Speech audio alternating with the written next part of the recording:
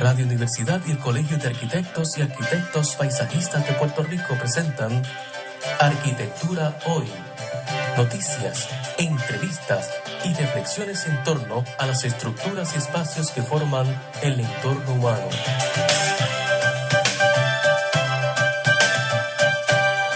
Muy buenas tardes a todo el pueblo de Puerto Rico y a todos los amigos de la arquitectura. Están escuchando Arquitectura Hoy, el primer programa radial dedicado al diseño y a la construcción en Puerto Rico. Estamos en Radio Universidad de Puerto Rico y les saluda el arquitecto Eliot Santos. Este programa es posible gracias al Colegio de Arquitectos y Arquitectos Paisajistas de Puerto Rico y también a Radio Universidad de Puerto Rico. Gracias a ellos, todas las semanas estaremos hablando y educando a la comunidad sobre los temas de arquitectura en nuestro país. Y hoy tenemos como tema el tema de proyecto de fin de carrera. Recientemente el Colegio de Arquitectos premió a un grupo de estudiantes que hoy día algunos ya son egresados de diferentes universidades del país sobre sus proyectos de fin de carrera. Y vamos a conversar con muchos de estos estudiantes para conocer de qué se trata este proceso tan interesante. Así que quiero presentarles, entre todos se encuentran estudiantes y egresados de las escuelas de arquitectura. Con nosotros se encuentra Lorelis González, José de Lavoy, Emanuel Pérez, Noeli Pavón y Alberto de la Cruz. Así que me gustaría un poco quizás hablando con cada uno de ustedes para conocer de una forma breve y saber de qué universidad son. Así que vamos a comenzar por aquí con Noeli Pavón. Muy buenas tardes, Noeli, ¿cómo te encuentras? Buenas tardes, muy bien. Saludos, Noeli. ¿De qué universidad procedes? Sí, egresada de la Universidad Politécnica. Excelente, muy bien. Igualmente presentaste proyecto de fin de carrera. Sí, lo presenté. Excelente, muy bien. Y ahora por aquí con nosotros también se encuentra Loreli González. Saludos, Loreli. Saludos, buenas tardes. Soy egresada también de la Universidad Politécnica de Puerto Rico. Excelente, muy bien. Igualmente con nosotros se encuentra Alberto de la Cruz. Muy buenas tardes, Alberto. Saludos, Elio. Gracias por la invitación. Seguro. Y Alberto, ¿de dónde te graduaste? Soy aquí de la Universidad de Puerto Rico, de la Escuela de Arquitectura. Excelente, muy bien. Así que también tenemos, ¿verdad? Las leyes que tenemos invitados en el estudio de la Escuela de la Universidad de Puerto Rico y también de la Universidad Politécnica de Puerto Rico. Y también con nosotros se encuentra Emanuel Pérez. Muy buenas tardes, Emanuel. Buenas tardes, Eliot. Saludos. Cuéntame, Saludos. ¿De dónde es que te graduaste? Mira, yo me gradué de la Universidad de Puerto Rico, de la Escuela de Arquitectura, en diciembre pasado. Y actualmente me desempeño como consultor de iluminación en una distribuidora de iluminación que se llama Luxes y Diseño. Y ahí pongo en práctica todos mis conocimientos de la arquitectura y del diseño en general. Excelente, definitivamente que sí. Y también con nosotros se encuentra José Lavoy. Muy buenas tardes, José. Sí, buenas tardes. Saludos. Saludos. Cuéntame, ¿de dónde te graduaste finalmente de arquitectura? Yo me gradué de Arpoli, de la Universidad Politécnica de Puerto Rico, en la Escuela de Arquitectura de la Universidad de Politécnica, y me gradué este año, este mismo año. Excelente, muy bien. Entonces, según lo que vamos entendiendo, es que en efecto aquí ha habido una premiación por estos proyectos de fin de carrera. Y quiero conocer y quiero que el público entienda de lo que estamos hablando. Típicamente se reconoce como el estudio de arquitectura un estudio ya sea su nivel de bachillerato o su nivel de maestría, concurrentemente una especialidad o una profesión de mucho rigor, de mucho trabajo, de mucho estudio, como tantas otras que gobiernan y que se entienden en la universidad. Arquitectura no es la diferencia y que contiene una serie de proyectos muy importantes que entre ellos encabeza o terminan a través de un proceso bien intenso estos proyectos de fin de carrera. Y me gustaría quizás con Noeli que me explicaras un poco qué es este proyecto de fin de carrera. Como tal en la universidad. Correcto, sí, ¿qué es? Se hace en el último año de carrera universitaria y son de los proyectos, se divide, por lo menos en la Politécnica, se divide en 3 trimestres. Y empieza con una investigación y luego vas hasta que haces el proyecto físico como tal. Tú coges tu tema y vas resolviéndolo poco a poco durante esos 3 años, esos 3 trimestres. Así que en ese proceso toma 3 trimestres de trabajo. Uh-huh. Excelente. Y son cursos independientes, cada uno en secuencia. Sí, el 501, por ejemplo, es la de investigación, que ahí tú pones tu tema, tu problema, y vas desarrollándola, buscando información, investigación. Después en 502, 503, ahí es donde entonces ya estás entrando a diseño como tal. en 501 lo coges con un profesor y después 502, por ejemplo, en mi experiencia lo cogí con una profesora los 2 trimestres. Okay. ¿Puedes decir el nombre de ella? Mercedes Martínez. Excelente, ¿verdad? Para darle crédito correcto, porque fueron personas que trabajaron nos ayudó de la un mano. montón, mi profesora. Definitivamente fueron nuestros maestros para todo propósito. Sí, ella creyó mucho en mi proyecto. Excelente, muy bien. Entonces, Loreli, ¿te gustaría añadir algo adicional a lo que plantea Noel? Sí, también el proyecto de fin de carrera en la Universidad Politécnica lo que busca es probar nuestro conocimiento general como arquitecto, de que podemos tomar un proyecto de un principio a fin y poder desarrollarlo, explicarlo, dibujarlo, materializarlo y poder distribuir ese conocimiento al jurado, al profesor y a la universidad y demostrarle que uno es un arquitecto con todas las herramientas necesarias para salir a la profesión. Sí, y también prueba nuestra capacidad de internalizar lo que son los problemas que aquejan a Puerto Rico o a la arquitectura como tal, en el sentido de que la investigación lo que quiere es iluminarnos en búsqueda de soluciones a unos problemas que pueden ser teóricos, ¿verdad? O pueden ser contradictorios, y entonces nos llevan a una solución que sería una solución física y sería entonces la solución que nosotros proponemos como diseño arquitectónico. Así es, ¿no? De hecho, hemos visto muchísimas veces presentaciones de este tipo de proyectos y es muy notable cómo hay un esfuerzo traducido a un edificio, muchas veces a algo, una solución que uno puede ver que en efecto hubo tiempo de esfuerzo y de mucho trabajo. Por mi parte, mi experiencia es en la Universidad de Puerto Rico, en la Escuela de Arquitectura. Es diferente un poco en el sentido de cómo se distribuye el tiempo a la Politécnica. Nosotros estamos trabajando desde que entramos al grado de maestría, cogiendo unos cursos de técnicas de investigación y teoría de la arquitectura. Eso nos pone a nosotros a exponer nuestras ideas y nuestras preocupaciones acerca de la arquitectura y un problema que queramos atender.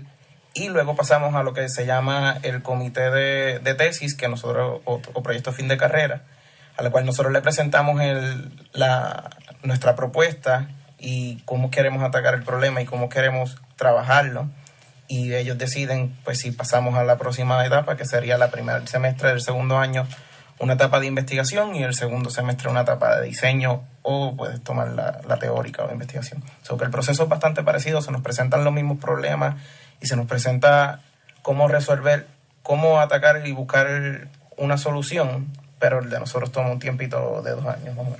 Excelente. Igualmente, Emanuel, tengo entendido que en el proceso que pasaste en la Universidad de Puerto Rico hiciste formalmente una tesis de diseño. Es correcto, sí. A diferencia de lo que explican mis compañeros, hay 2 formas de, pues, obviamente, poder graduarse. Una es haciendo tesis, otra es haciendo proyectos de fin de carrera, o también se conoce como capstone, que básicamente la diferencia es que en la tesis uno hace, como explicó mi compañero Alberto, la Universidad de Puerto Rico se divide en 2 semestres, por lo menos lo que es la tesis o el proyecto de fin de carrera, y la tesis se diferencia del capstone o proyecto de fin de carrera porque la tesis tiene una parte, el primer semestre es investigativo, o sea, tienes que hacer un escrito en el que tú, pues, te planteas el problema, buscas las soluciones, pero este problema tiene que tener tiene que tener una solución arquitectónica para que entonces en el segundo semestre tú puedas desarrollar ese proyecto físico en el que incluyas todas las soluciones que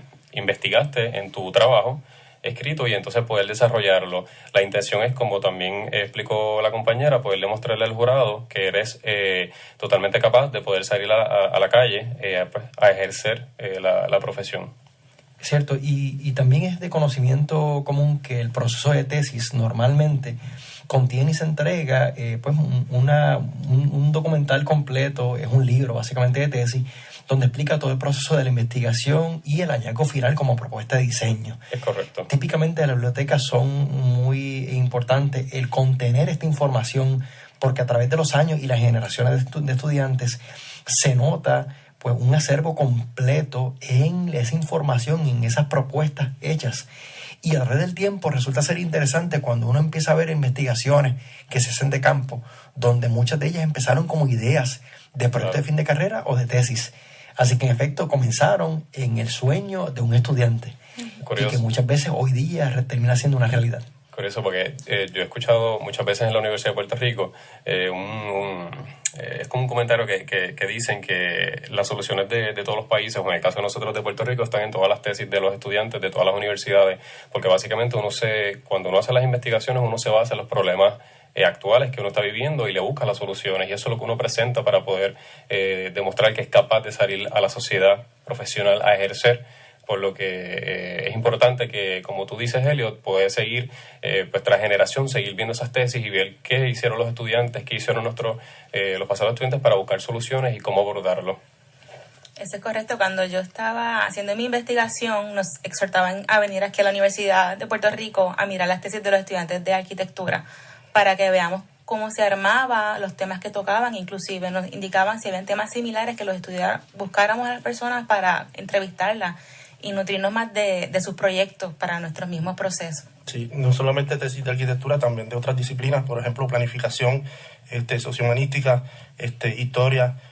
Yo pude hojear varias tesis y entonces los profesores siempre nos inculcaban a nosotros a tratar de ver los problemas de una forma original, ver y abundar sobre los problemas que ya nosotros estamos planteando. Otras personas también han planteado similares problemas, pero tratar de buscarle la vuelta y ver de qué manera y qué solución nosotros podemos aportar para que entonces sea más enriquecedor nuestra propuesta. Así es, en efecto.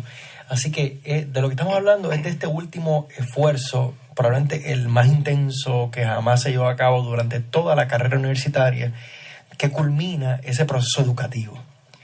Naturalmente, un estudiante de arquitectura está expuesto no solamente a los temas propios de la arquitectura, como típicamente asociamos al diseño de arquitectura, sino también recibe un conocimiento muy enfocado en lo que son las estructuras, en lo que son las ingenierías hermanas de la misma profesión, como la electricidad, plomería, anatomía del edificio y tantos detalles importantes, tecnología, hoy día el tema verde, que ya forma parte integral de la educación del arquitecto. Muy bien, cada uno de estos proyectos tiene una serie de requisitos que, conforme a su profesor o director de tesis, pues lo ofrece también. Me gustaría ir conociendo qué hay que presentar a fin de cuentas, qué es lo que ese grupo de profesores están esperando ver como requisito final de este proyecto. Adelante. Como requisito, pues tienes que demostrar, mostrar dibujos tridimensionales, plantas, maquetas y secciones de pared donde muestra todas las cualidades arquitectónicas y la composición tectónica del edificio y cómo se emplaza tal y como se fuera a construir. Exacto, sí, con de incendio, por ejemplo, de prevención de incendios, cómo están diseñados los plafones, los sistemas mecánicos, cómo van dentro del edificio, la zapata, cómo va el edificio, cómo se sostiene dentro del terreno. O sea que es bien importante también los cortes y a nivel espacial y a nivel también de componentes de cómo es que se estructura el edificio. Y en el caso de los trabajos más de carácter investigativo, ¿cómo se levantan esos requisitos? Bueno, como parte de los requisitos que presenta la tesis, nosotros también completamos un documento que es el texto y el libro, el cual presenta todas nuestras bases teóricas, nuestro marco teórico acerca de la investigación, nuestro problema, nuestra metodología. Entonces, y también presenta una serie de conclusiones que van como parte, son apéndices de todos los documentos de diseño que producimos en la investigación. Yo por mi parte le presenté un enfoque bastante amplio a mi investigación, entonces utilicé una serie de recursos como los diagramas, utilicé unos recursos audiovisuales, unos recursos más a un tono gráfico, que quería presentar. Excelente, muy bien. Entonces, Emanuel, te quería preguntar, por ejemplo, en el caso de a la hora de seleccionar ese tema de trabajo, ¿quién selecciona esto? El profesor se acerca un día y dice, mira, te toca tal tema. Explícame eso. Pues mira, bien curioso porque, como había dicho mi compañero Alberto, esto no es que un día uno dice, pues me levanté y quiero coger este tema. No, esto viene de un proceso. Antes de uno llegar al año en que uno va a decidirse hacer tesis o capstone, hay una serie de clases como lo es la clase de investigación, técnicas de investigación, donde uno aborda esos temas, uno trata varios temas y el profesor le va dando vuelta contigo, se sienta, lo evalúan, dice, mira, este tema es bueno por esto y por esto y por esto, no es bueno por esto otro, o el tema es demasiado amplio, tienes que redirigirlo y en vez de tratar varios temas, trata uno de esos, de ese tema solamente trata uno porque solamente tienes un año y entonces pues se puede formar más grande la investigación y probablemente no te dé tiempo. Y entonces dentro de la parte de esa clase de técnicas de investigación es que uno saca el tema y entonces ya en el año de uno decidir si quiere hacer tesis o capstone es que entonces uno dice, bueno, ya tienes el tema desarrollado, en mi caso yo quise seguir con la tesis y entonces así es donde cómo sale el tema básicamente entre los dos, uno da la propuesta y el profesor pues le va ayudando de cómo dirigirlo hasta llegar al tema específico que se pueda al final desarrollar un proyecto de arquitectura, que eso es bien importante. Uno tiene que tener un tema que al final pueda ser un proyecto, porque si no, pues no termina siendo un proyecto de arquitectura. Así es. En nuestro caso, el proceso de investigación dura 3 meses, o sea que es bien cortito el tiempo. Es bien cortito el tiempo. Entonces nosotros tenemos que empezar a organizarnos, ¿verdad? Yo les recomiendo a todos los estudiantes que estén empezando ahora en su carrera que se organicen y empiecen a buscar inquietudes, temas que a ellos les interesen, que no necesariamente tienen que ser arquitectura, pueden ser temas sociales o de índole económico, y empiecen, en mi caso, yo empecé a hacer un archivo de todos esos temas que a mí me inquietaban, y cuando llegué a mi 501, que es el proceso de investigación, pues entonces le traje varias inquietudes al profesor y entonces él fue que me dirigió, como bien dice el compañero mío, por donde podría desarrollar ese tema para una solución arquitectónica. Y es bien curioso porque típicamente, y esto me parece que es un efecto general en muchas de las facultades cuando se trata de hacer investigaciones profundas hacia nivel de tesis, de proyecto de fin de carrera, que típicamente pues el estudiante pues tiene tanto una serie de conocimientos y de inquietudes que quiere como que resolver el universo en ese proyecto. Y de esa primera recomendación es como que tratar de como que concentrar ese proceso en algo que sea, pues mira, está bien, eso está muy bueno y está correcto que se haga, pero vamos a enfocarnos por aquí. Así que me gustaría quizás alguna de esas anécdotas, si a ustedes les pasó algo por el estilo. Bueno, mi proyecto de fin de carrera como tal fue de intervenir en un edificio existente. Pues era un tema que ya a mí me había gustado desde el principio. En tercer año cogimos conservación y pues ya ahí pues, cada vez que tenía un proyecto de investigación, que puede ser como MITCA, que es un proyecto descrito pero no es llegar a diseño, siempre tomaba ese tema de la conservación.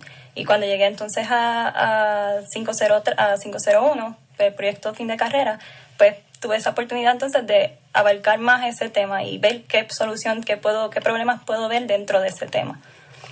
Excelente, porque en efecto quizás pues mira, tenía una complejidad que era mejor enfocarla de cierta forma para lograr un mejor proceso completo. Adelante. Por mi parte, mi preocupación iba un poco al espacio donde yo me estaba desarrollando como estudiante. Yo era residente de Torre Norte en la Avenida Universidad y pues era mi vecino y yo sentía la necesidad de que todos los días lo veía. Era una cosa que estaba pasando y palpaba allí mismo el problema y la situación que estaba sucediendo. Y eso fue parte de lo que empezó a decidir un poco a cómo yo iba a atacar mi problema. Yo dije, bueno, pues si ya estoy aquí en este espacio y vamos a trabajar ¿sabes? Aquí me estoy desarrollando como arquitecto, pues empecé a trabajar pues con la misma comunidad que el cual yo era residente. ¿Y de qué fue tu tema? Mi tema se llama Ver, Ocupar, Intervenir, Avenida Universidad, y era una investigación que quería hacer visual de lo que estaba pasando en la imagen urbana y pues, cuáles eran los problemas de intervención, problemas de inclusión que estaba sucediendo en la Avenida Universidad entre los estudiantes y la comunidad permanente.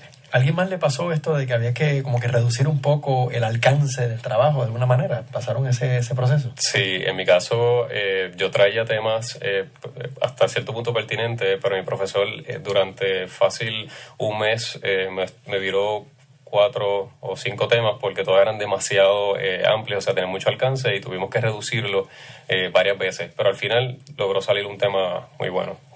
Excelente. Eso es de las cosas más comunes que siempre ocurren cuando se hacen trabajos de esta índole en cualquier facultad realmente. En arquitectura normalmente pues los profesores están muy pendientes porque el trabajo puede ser pues más grande que el tiempo que hay disponible. y quieren que el estudiante lo acabe en el tiempo disponible, en la realidad. O sea, todos queremos que hagan un buen proyecto, una buena propuesta, pero que puedan hacerlo, realizarlo.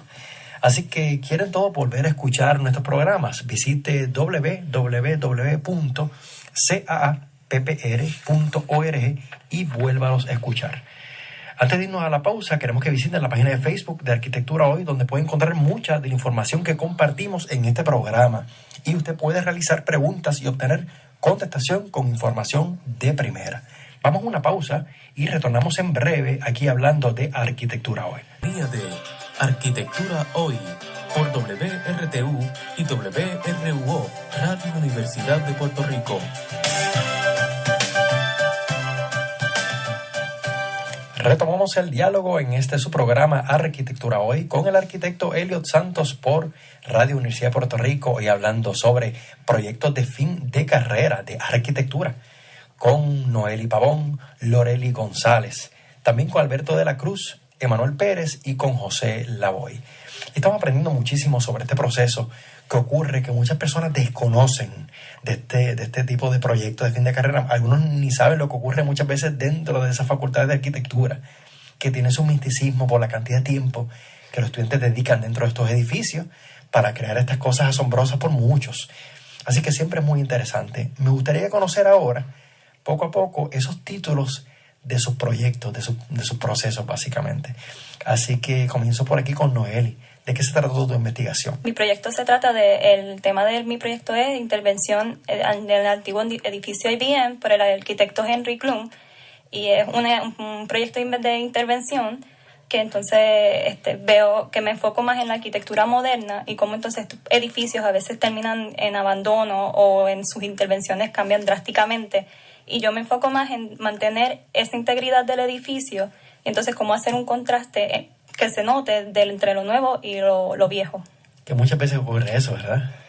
Y uno ve muchas veces como edificios que son de cierta forma importantes o hechos por arquitectos que también lo son. Pues mira, pues pasando pues esa prueba del tiempo, muchas veces algunos con elegancia y otros pues con... Sí, que pierden también esa importancia que tuvieron en un momento, pues la pierden. Y entonces eso es lo que se trata de mi proyecto, cómo traigo una función que devuelva esa importancia que tuvo ese edificio en ese tiempo. Excelente. Y entonces, y por aquí Loreli, ¿de qué fue tu proyecto? El título de mi proyecto es Memento Mori, la metáfora de las ruinas. Y a través de mi formación como arquitecta siempre me interesó también el tema de la conservación histórica de edificios. Y en mi investigación, pues lo curioso fue que yo fui a 3 sites diferentes a analizarlos todos y terminé pues en la ruina del Molino Vives en Guayama.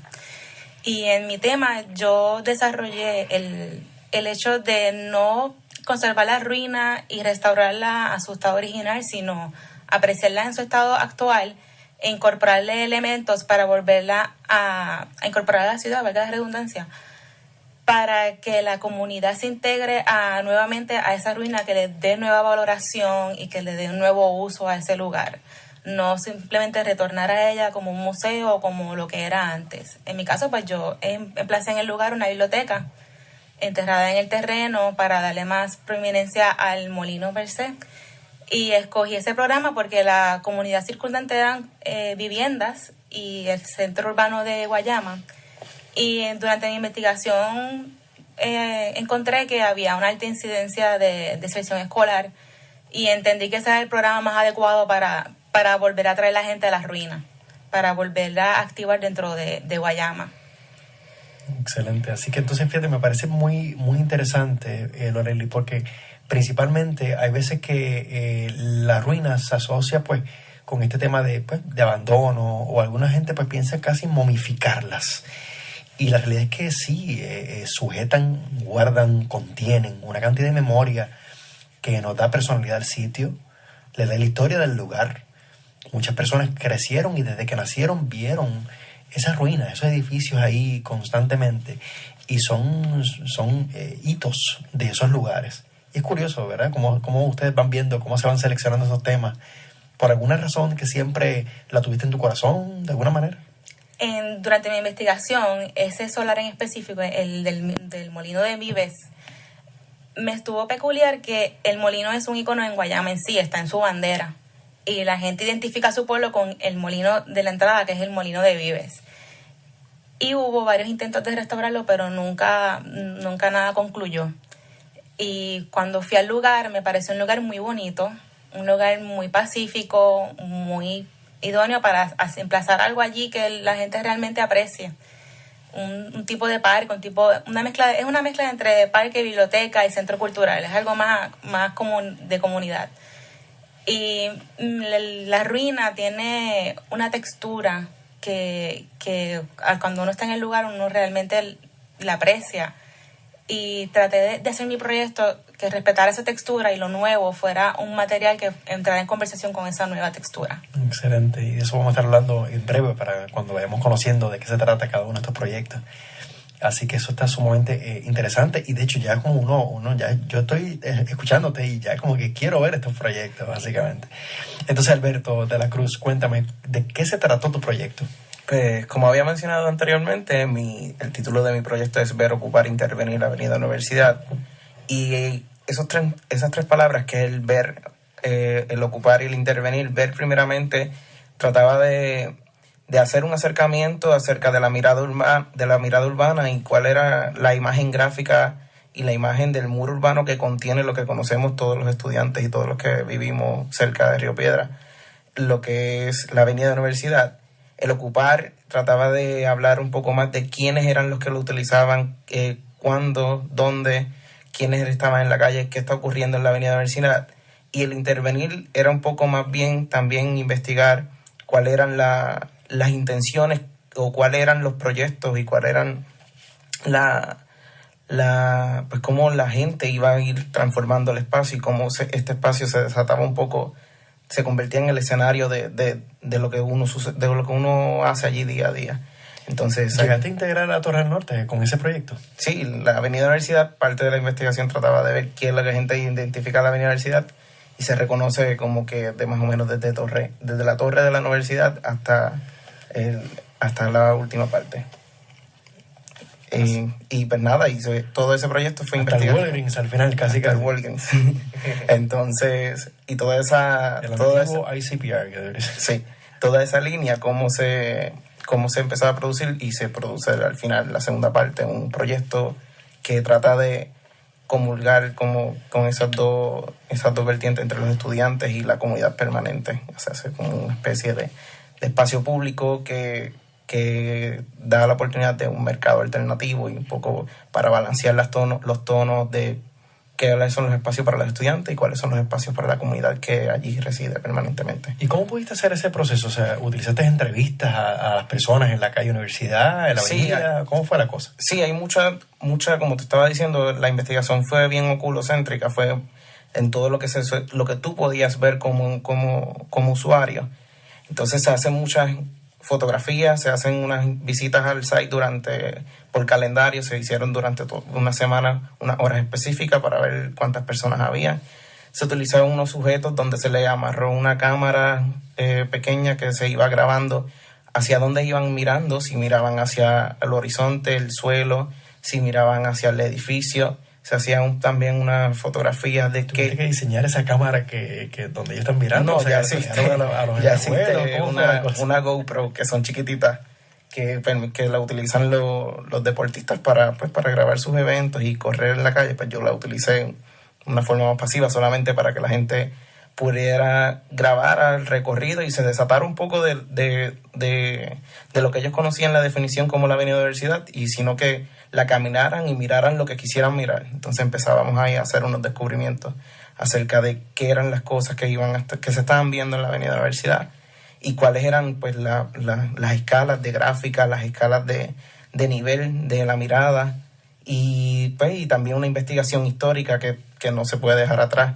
de cosas y cómo se ha desarrollado la Avenida Universidad a través del tiempo. Eso estaría bien chévere observarlo, por ejemplo, cómo a través del tiempo la misma Avenida Universidad ha cambiado. Sí. Pues porque naturalmente los que la visitamos con mucha frecuencia, la Avenida Universidad es una avenida primero muy viva, así sí. que por su naturaleza, en efecto, cambia muchísimo, ha cambiado muchísimo. Y pues hay que ver pues en qué sentido, cómo cambia, por qué cambia, qué es lo que hace que cambie. Sí, parte de es que entender quiénes son los usuarios que afectan la Avenida Universidad. Entonces, como sabemos que la Avenida Universidad es el vecino el primer vecino de todos los estudiantes del recinto universitario de Río Piedras, pues, y tú vas entendiendo un poco cómo va cambiando la avenida de la universidad por las generaciones que están visitando la avenida, los que están entrando en la universidad. Entonces ese sentido de pertenencia siempre va cambiando, porque los estudiantes van cambiando y también los residentes también están presentes allí, que se dejan notar. Hay una presencia de residentes permanentes que siempre se dejan notar y también entran en conflicto. Excelente. Igualmente me gustaría conocer aquí la propuesta de Emanuel. Emanuel, ¿de qué se trató tu propuesta? Pues mira, Elliot, mi propuesta se trata, para empezar, mi tesis, el nombre de mi tesis es Arquitectura Reusada. Ahora, la segunda parte, que es la parte física, no la parte de arquitectura como tal, se llama Luchetti Rehousing. Voy a explicar ahora las diferencias. La parte de arquitectura reusada surge de la problemática de que hice una investigación y me di cuenta que aquí en Puerto Rico y en general en la cultura capitalista se genera demasiada basura. Para que tenga una idea, en Puerto Rico, según la Autoridad de Desperdicios Sólidos de Puerto Rico, se generan unos 20 millones de libras mensuales en Puerto Rico solamente. También el 18% de toda la basura que se genera aquí en Puerto Rico proviene de lo que es arquitectura, remodelación, construcción, demolición, todo lo que tiene que ver con el campo de nosotros. Por lo tanto, ahí yo vi que había una problemática que no lo estaba resolviendo la profesión, tampoco lo está resolviendo la academia, ¿no? Y entonces me doy a la tarea de seguir buscando alternativas de cómo uno como arquitecto puede buscar soluciones viables para poder no ser parte o no seguir siendo parte del problema, sino ser parte de la solución. Uno de los libros que fue bien importante en mi investigación es el libro Cradle to Cradle, que fue escrito por el arquitecto William McDonough y Michael Bromgard. Michael Bromgard es químico, si mal no recuerdo.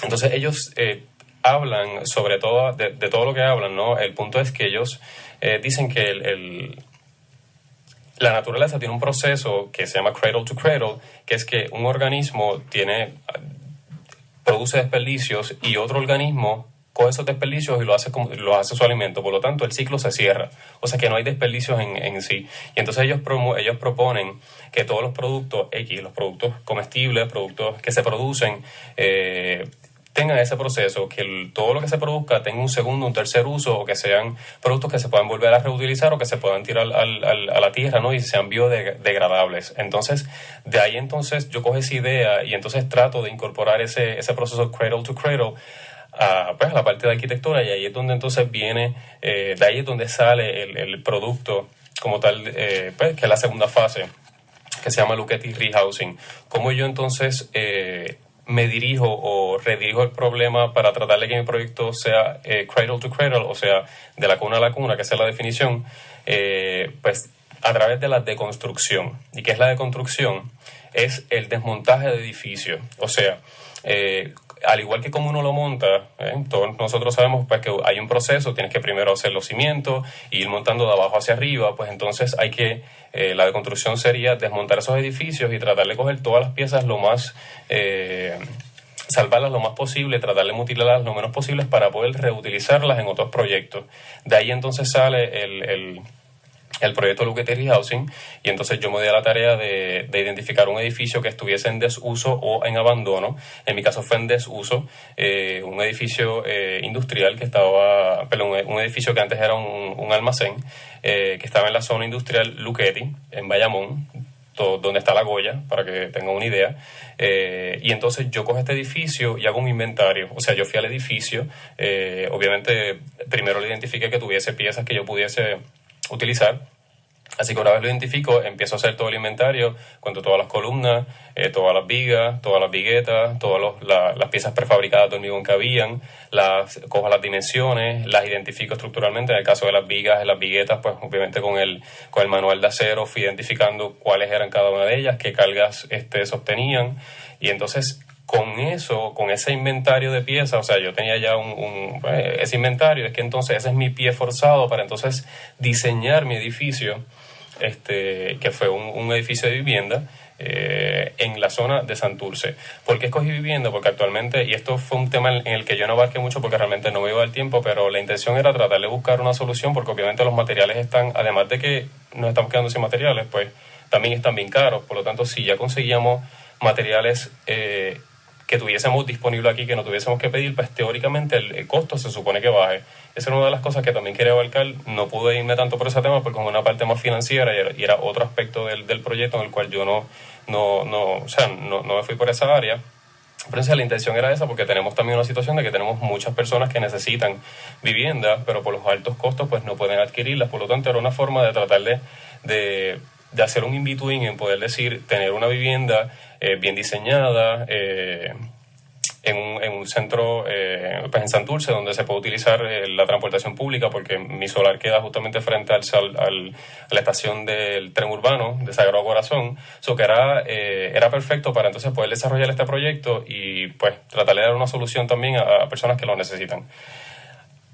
El proyecto, ese fue mi pie forzado, ¿no? Tener todo este inventario de piezas, y luego de tener este inventario de piezas, pues entonces empiezo a diseñar con todas las restricciones, sabiendo que las vigas las puedo cortar, las puedo empatar. En el caso de las viguetas no lo puedo hacer, pues ya yo sabía que esas viguetas me iban a dar unas dimensiones, me iban a dar unos spans, ¿no? Unas dimensiones entre lado y lado para yo poder, crear mi estructura, ¿no? Mi armazón. Que ya era un límite entonces. Es correcto, eso era una limitación, pero estas limitaciones, eso es lo que nos enseña a nosotros arquitectura, a resolver problemas. Y qué mejor que uno coger ya piezas hechas para entonces sacar realmente la inventiva y decir, este es mi marco, este es mi cajón, pues yo me tengo que circunscribir a él y entonces diseñar dentro de él. Eso es más difícil que diseñar de from scratch, y obviamente eso es lo que nos enseñan usualmente en la escuela, a diseñar from scratch, pero también nos dan la habilidad para poder diseñar con pies forzados como este, que es algo que pues es bien importante, porque tenemos un problema de basura y de que los materiales no son infinitos.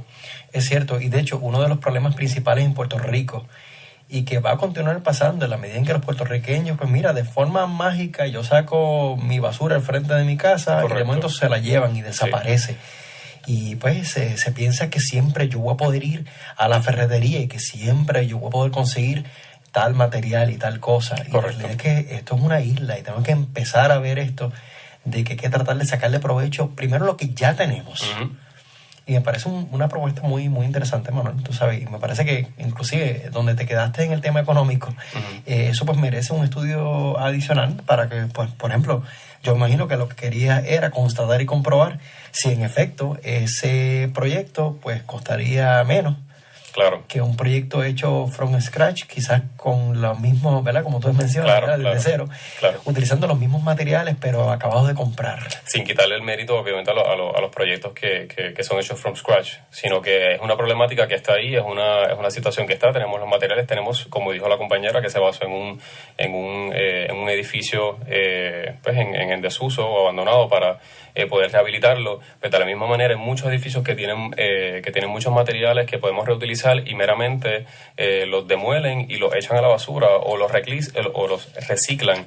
Pero si los podemos reusar, pues entonces tenemos ya materiales aquí disponibles y entonces podemos hacer cosas buenísimas con ellos. Ven que este tipo de proyectos son los que llaman la atención y que pueden abrir puertas para nuevas investigaciones en el futuro. Vamos a una pausa y retornamos en breve aquí hablando sobre arquitectura hoy. No se retiren. Estás en sintonía de Arquitectura Hoy por WRTU y WRUO, Radio Universidad de Puerto Rico.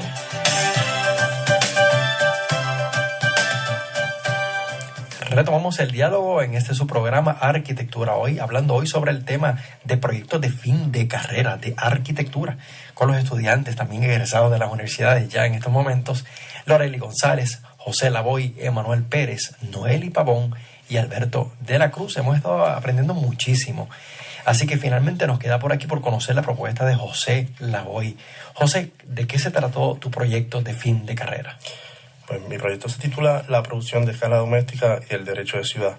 Básicamente yo empiezo a plantear lo que sería una crítica a la manera en cómo se ha hecho ciudad, en el sentido que se ha abordado los temas económicos de producción de capital, unas políticas económicas del Estado de producción de capital empiezo a ver lo que ha sido la trayectoria de urbanización, de hacer ciudad en el siglo XX. Por ejemplo, para citarte un ejemplo, el Fanasterio, que se hizo básicamente para los trabajadores del muelle que está aledaño, que en ese sentido se pensó que iba a ser un poquito mejor que los trabajadores vivieran cerca para aumentar su productividad. En la organización Roosevelt también se hizo pensando en los trabajadores. Y más recientemente, pues, políticas económicas como, por ejemplo, la ciudad del conocimiento.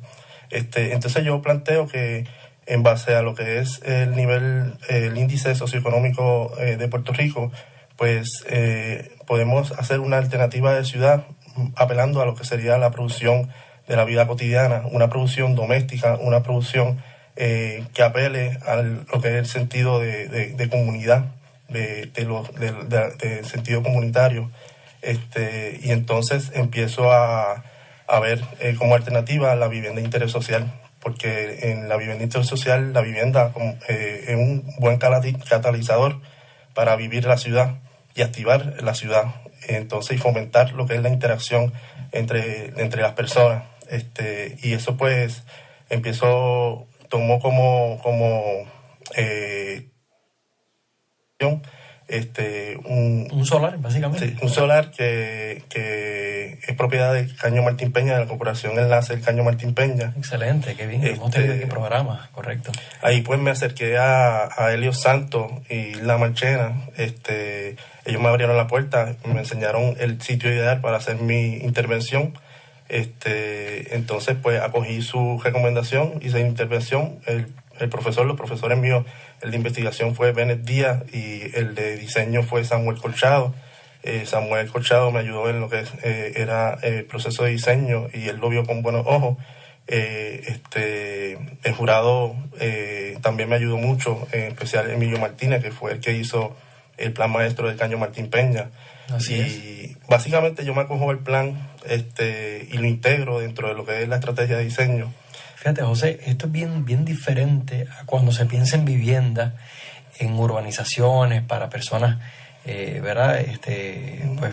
Donde van a estar pagando por una cantidad considerable por casa, básicamente, pero a una distancia tan diferente a hacerlas en la ciudad cuando se está pensando en la persona de todos los días, ese puertorriqueño que sí tiene un derecho a vivir una vida correcta, con una calidad de vida que provee la ciudad, o que puede, ese potencial lo puede tener la ciudad. Y también con,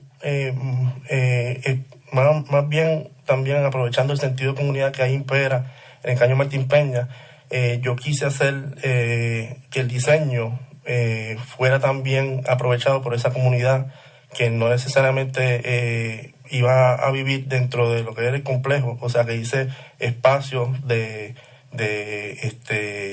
estar, básicamente un patio interior y también alternativa para que la gente de la comunidad pudiera integrarse a los residentes y entonces hacer más permeable esa interacción entre los residentes y la comunidad, y así entonces no como normalmente pasa, que se hace una intervención y se vincula la interacción del entorno. Entonces, básicamente aprovechar, integrarse al entorno y crear ese tipo de interacción, y básicamente, a fomentar lo que es la producción de esa vida cotidiana, de la interacción que casual, de la convivencia entre vecinos, y actividades que sean saludables para la comunidad misma. Entonces, ¿y cuáles fueron las estrategias que utilizaste para poder llegar a esta conclusión? O sea, finalmente se diseñó vivienda, como bien me estás mencionando. Uh-huh. ¿Qué estrategias se utilizaron? ¿Se utilizaron vivienda así independiente o utilizaron otro tipo de formato de vivienda? No, yo hice 3 módulos principales, básicamente 3 módulos. Unos módulos en esquinas que son chaflanes, apropiando lo que es el master plan, que sugería que hiciera chaflán, debido a que también yo continúo lo que es la idea del boulevard, un boulevard que se diseñó en el plan maestro que culmina en lo que es el Caño.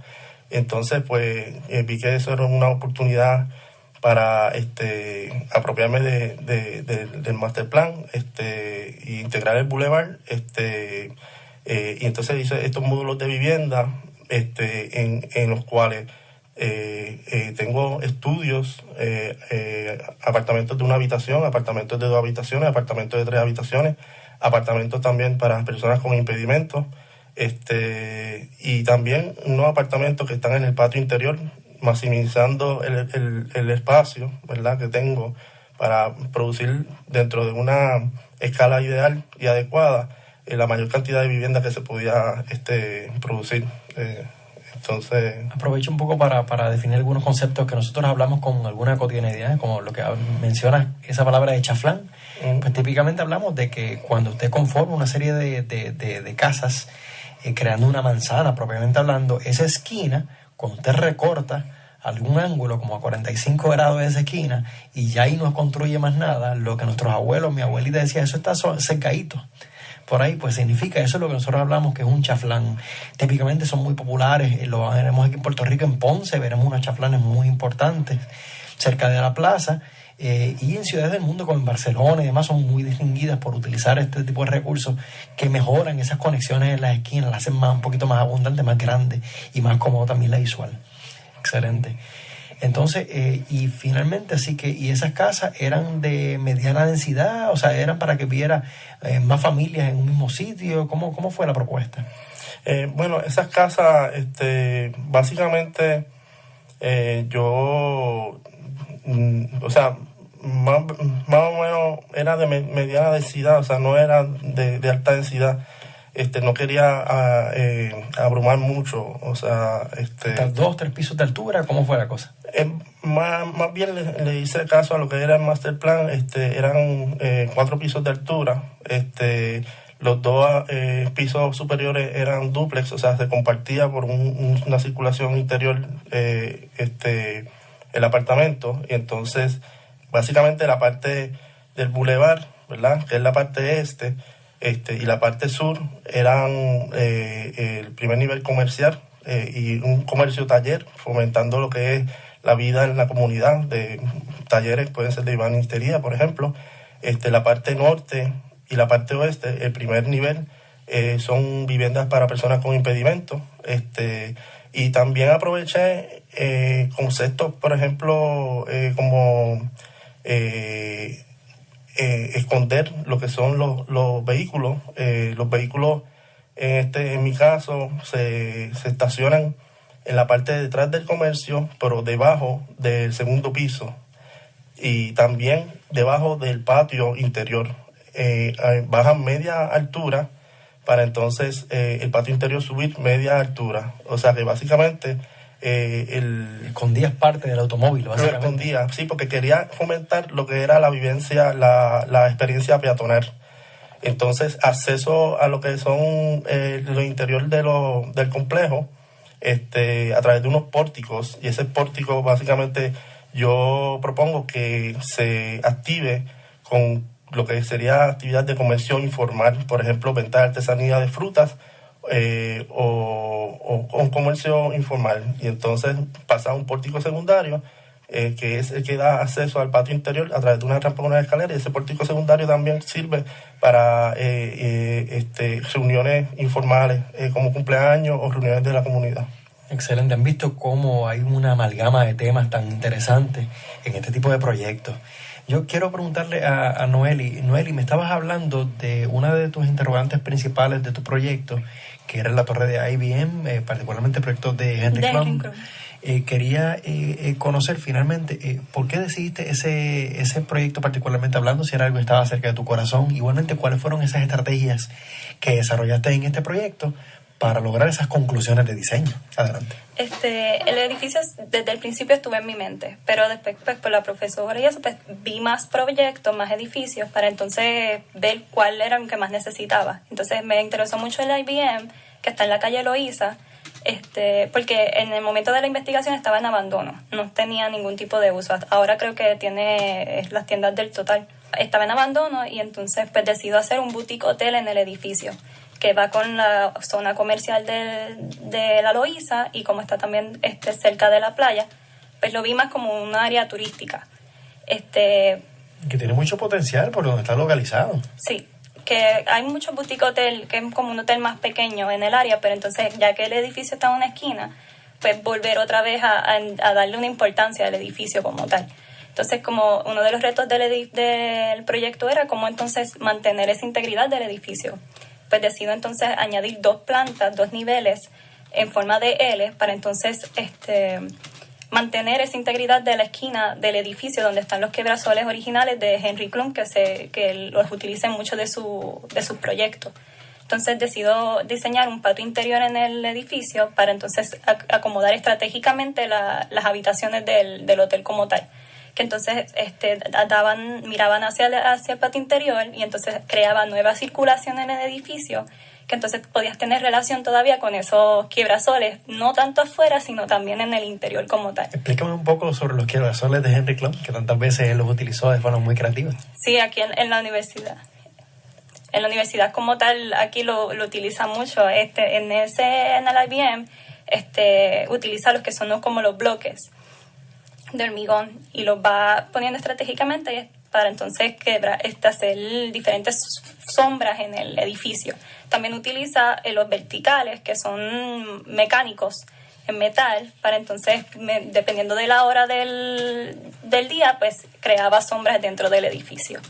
Excelente, así que es uno de los trucos más curiosos que utilizamos gran parte de los arquitectos, pero en caso de Puerto Rico y en el caso de Henry Klum se reconoce muchísima de su obra, principalmente por uso de esta estrategia tan sencilla, muy pasiva y muy verde, muy tropical. Sí. Usted quiere proteger sus ventanas y su edificio de una carga del sol, utiliza esa técnica de quiebrasoles.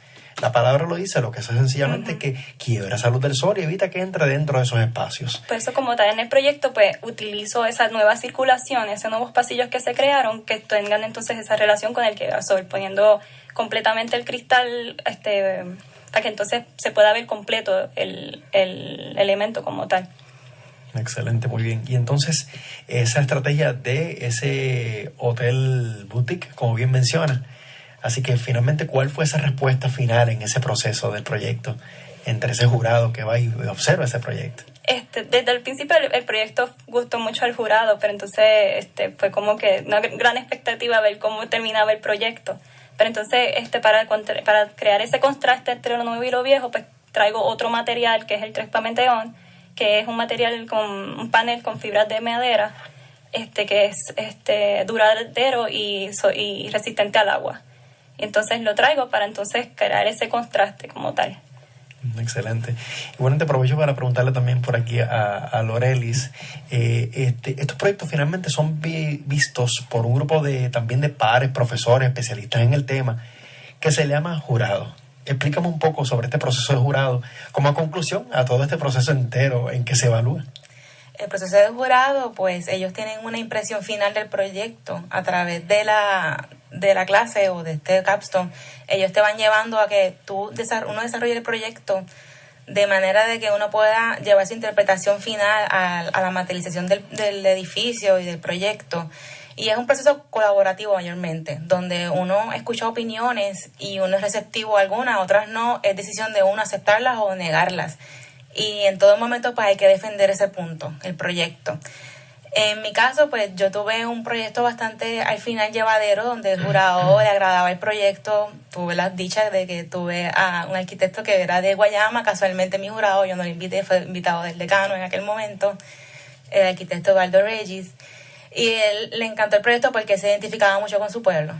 Y todo el proceso del jurado, pues lo llevamos a desarrollar ese proyecto en comunicación con las ruinas, que era como se emplazaba la ruina en el proyecto, de cómo trabajar los contornos de la topografía para levantar las ruinas y que ese edificio, al igual que el trapiche y el tren jamaiquino, pues estuvieran enterrados en ese terreno para que hubiera una relación, una conversación de metáfora entre lo nuevo y lo viejo, una relación directa. Al igual de que pues con las piezas que quedan en el piso emplazadas de las ruinas, pues crear unos patrones para llevar al público hacia ese espacio, hacia lo nuevo y hacia lo viejo. Y pues mi proceso de jurado fue bastante ameno, hubo mucha exigencia en términos de dibujo porque mi proyecto particularmente era pequeño en términos de escala y unos dibujos pues enormes. realizados en Revit. Mi proyecto tuvo esa particularidad que gustó porque lo realicé completamente en Revit y fue un reto en el momento, pero a la vez pude realizar todos esos dibujos para ese proyecto. Excelente, así que realmente le damos las gracias a todos los invitamos y los felicitamos profundamente por tan buenos proyectos que realizaron, a todos ellos, tanto a Loreli González, a José Lavoy, también a Manuel Pérez, Noeli Pavón y Alberto de la Cruz. Recuerden siempre que Arquitectura Hoy se transmite todos los miércoles por aquí por Radio Universidad de Puerto Rico. Nuestros agradecimientos a Yesenia Rodríguez de la Comisión de Educación, Fidel Arocho de la producción técnica. Nos despedimos de ustedes deseándoles que disfruten en paz y en familia. La próxima semana nos volveremos a encontrar todos los amigos de la arquitectura cuando hablaremos otro tema interesante de la arquitectura hoy.